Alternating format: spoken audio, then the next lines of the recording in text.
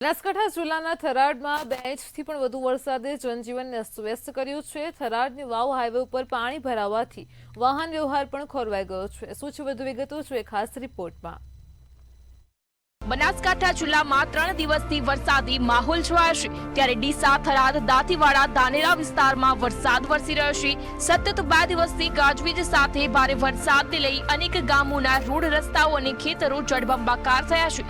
આ સાથે જ ભારે વરસાદથી ખેડૂતોના મગફળી અને બાજરીના કરોડોનું નુકસાન થયું છે, તેમજ અવિરત વરસાદથી જનજીવન પણ પ્રભાવિત થયું છે। ત્યારે ખેડૂતો દ્વારા જમીન અને પાકમાં સર્વે કરી વળતર આપવા માંગ કરવામાં આવી છે। બનાસકાંઠામાં સતત ભારે વરસાદના પગલે અનેક રસ્તાઓ બંધ થયા છે। રસ્તા પર પાણી ભરાતા ખેડૂતો અને વિદ્યાર્થીઓને ભારે મુશ્કેલી પડી રહી છે। પાણી ભરાતા જ શાળામાં વિદ્યાર્થીઓની સંખ્યામાં પણ ઘટાડો નોંધાયો છે। સામાન્ય વરસાદમાં રસ્તાઓ બંધ થતા લોકોને હાલાકી ભોગવવાનો વારો આવ્યો છે। આ મામલે અનેક રજૂઆત બાદ પણ કોઈ જ ઉકેલ આવ્યો નથી।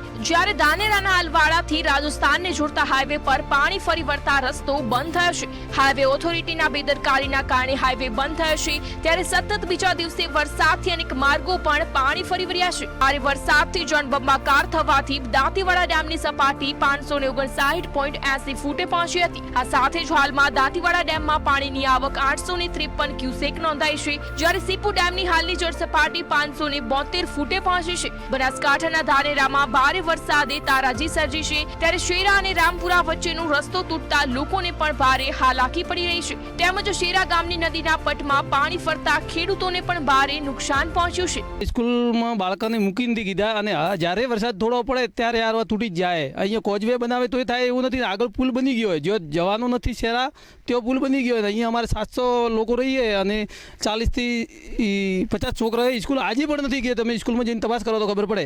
અધિકારીઓની વાર કરવા છતાં વારંવાર રજૂઆત કરવા છતાં કોઈ ધ્યાન દોરતું નથી। અમારે ખેતી કેવી રીતે કરવી, કેવી રીતે ગામમાં જવું, આ ઉપર દળનું હોય નદી હેડે અમારે કેવી રીતે ફરવાનું બહાર, અમારે અવારનવાર રસ્તો ચાલુ કરો તમે।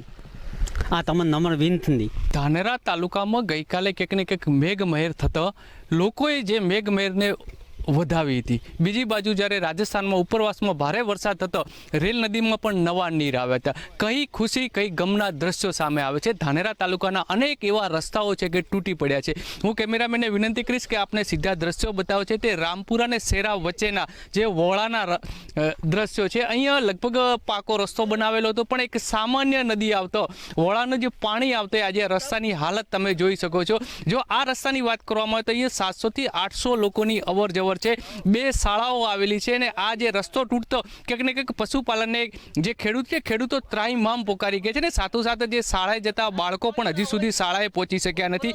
આ લોકોની જો વાત માનીએ તો ગામ લોકોએ વારંવાર અહીંના જે અધિકારીઓ હોય કે રાજકીય આગેવાનને આ બાબતની રજૂઆતો કરવામાં આવી હતી, પણ કરમ એવા કાંઠા બન્યા છે કે જે ખરેખર પુલ નહોતો બનાવવાનો તે પુલ બન્યો છે ને જે જરૂરિયાત છે તે અધિકારીઓને દેખાતું જ નથી। ત્યારે અહીંયા સવાલ એ પણ ઊભો થઈ રહ્યો છે કે સ્વચ્છ ગામની વાતો થતી હોય, આદર્શ ગામની વાતો થતી હોય, ત્યારે ગામની આવી દશાને દુર્દશા સુધારવા માટે અધિકારીઓ ક્યારે મેદાનમાં આવશે અને આ રસ્તો ક્યારે પાકો બનાવવામાં આવશે એ બાબતને લઈને અનેક સવાલો આજે પણ યથાવત છે। પ્રકાશ ત્રિવેદી, મંતવ્ય ન્યૂઝ, બનાસકાંઠા।